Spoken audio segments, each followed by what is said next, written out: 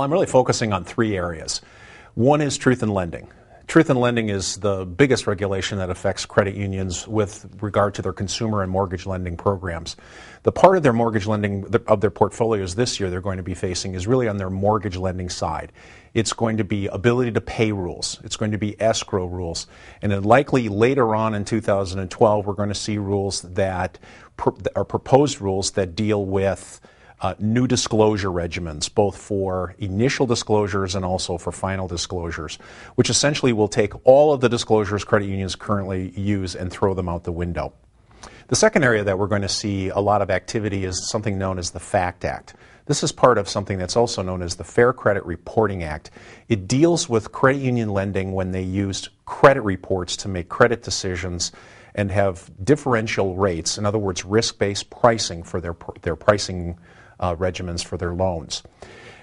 The rules themselves are difficult to know exactly which disclosures to give, and credit unions are still struggling with that, even though it's a regulation from last year. The third area we're going to be seeing a lot of activity is around the Equal Credit Opportunity Act. This deals with the effect that credit unions' lending programs may have on certain protected groups, something known as the effects test.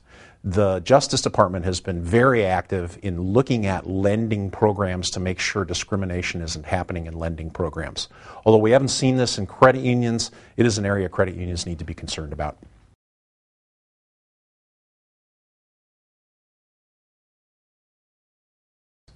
I think there's several areas that credit unions are going to be affected by new rules. One is processes. Credit unions like to put in place processes, ways of going about doing lending. Unfortunately, for most of them, the way they go about doing their lending programs will have to change based on the rules. So the first thing is certainly processes.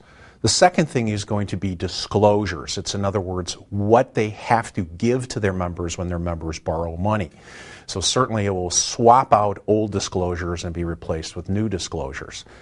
The third area that I think credit unions will see new burdens is going to be in education and training. Obviously, if you change processes, you change disclosures, you're going to have to teach people about what the new rules are, how they carry out those new rules. And then finally, it's having and retaining staff that are experts in regulatory compliance. Now, the issue that credit unions will find is that regulatory compliance is a very specified, specific kind of talent, and so to be able to find talent that is competent in regulatory compliance is going to be a challenge that they're going to have to face. And that obviously costs money. All of these things are items that will cost the credit union money.